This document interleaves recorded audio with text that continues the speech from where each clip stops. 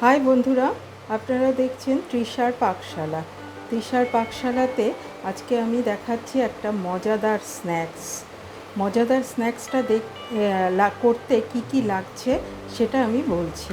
লাগছে চিজ, লাগছে রোস্টেড বাদাম, যেটা একটু হামানদিস্তাতে আমি পেস্ট করে নিয়েছি, মানে দরদরা, মানে এর মতো করে গুঁড়ো গুঁড়ো করে নিয়েছি আর কি। তারপরে লাগছে অরিগ্যানো, তারপরে লাগছে সেদ্ধ আলু, কাঁচা লঙ্কা, কসুরি মেথি, আর লাগছে সিমই, রোস্টেড সিমই বাজারে কিনতে পাওয়া যায়। লাগছে ময়দা মাখা। এই দিয়েই হয়ে যাবে একটা মজাদার স্ন্যাক্স।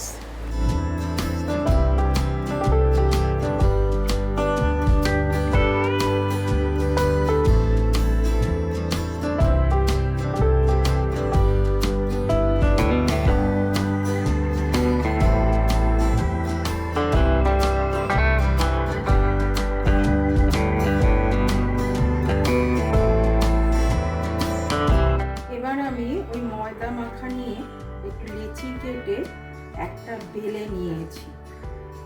এইবার চাটুতে হালকা করে সেঁকে নেব।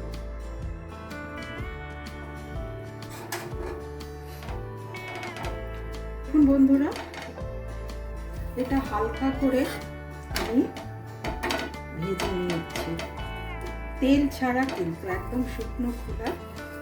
এটা হালকা করে ভেজে নিয়ে এটাকে ঠান্ডা করে নিতে হবে।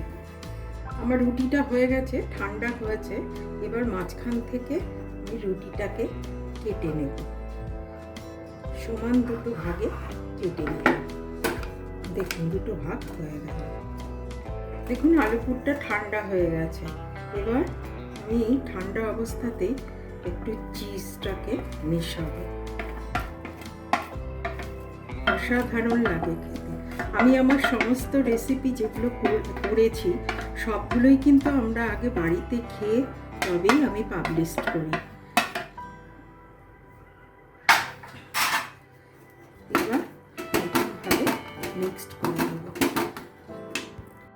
এবার এই ময়দার গোলাটা দিয়ে এই সাইডগুলো লাগিয়ে দিচ্ছি। এরকম ভাবে লাগিয়ে দিলাম।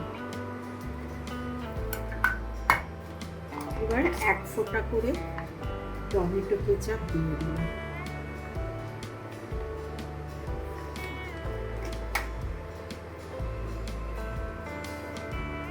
আমি ব্রাশ দিয়ে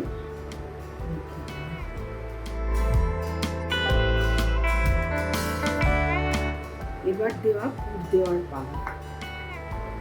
এবার হাতে নিতে হবে। হাতে নিলাম, নিয়ে এইভাবে মুড়তে হবে। দেখুন, কোণ তৈরি হবে, কোণ। এই যে কোণ, সমানভাবে দেখুন কোণটা তৈরি হবে। এটা আটকে গেল, দেখুন সুন্দরভাবে হয়ে গেল। এবার আমি পুরটা ঢুকিয়ে দিলাম। পুরটা ঢুকিয়ে দিলাম। এখানে আমার আরেকটু ময়দা লাগবে কোণটা আটকানোর জন্য। আটকে দিলাম।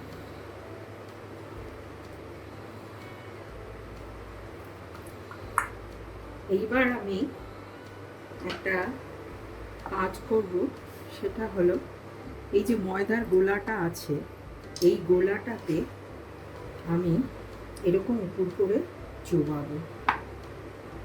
দেখুন, এরকম ময়দার গোলাটা ধরে যাচ্ছে, গোল করে ঘুরে ঘুরে আমি চুবিয়ে নেব। চুবিয়ে নিয়ে আমি সিমইতে নেব। দেখুন কি সুন্দর হয়েছে।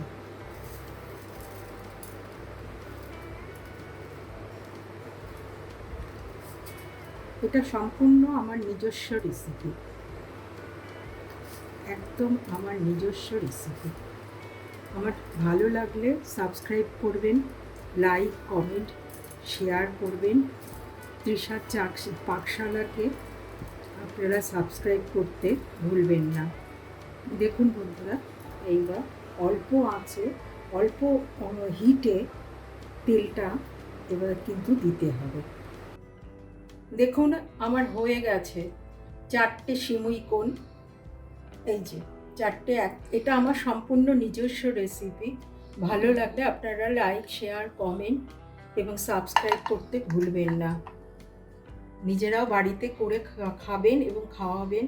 বাচ্চাদের জন্য অসাধারণ খাবার। এটাতে আপনারা পেঁয়াজ রসুন দিয়েও করতে পারেন, কিন্তু আমি নিরামিষভাবেই করলাম। এবার আমি একটা একটা করে তেলে ভেজে দেবো। তেলটা কিন্তু খুব আস্তে হিটে হবে, না হলে কিন্তু পুড়ে যাবে।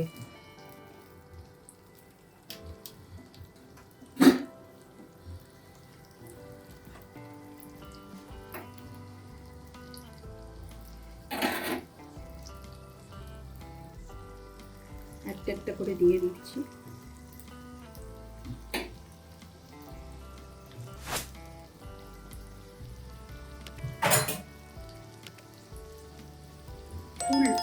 ধৈর্য ধরে লো ফ্লেমে করতে হবে, না হলে কিন্তু পুড়ে যাবে। বন্ধুরা, আমার হয়ে গেল আলু সিমইয়ের কোণ। এটা আমার সম্পূর্ণ নিজস্ব রেসিপি। ভালো লাগলে সাবস্ক্রাইব করবেন, লাইক করবেন, অতি অবশ্যই কমেন্ট করে জানাবেন, অতি অবশ্যই শেয়ার করবেন, আর আমাকে এগিয়ে যেতে সাহায্য করবেন। ছোট বড় সবার মিলে এনজয় করুন।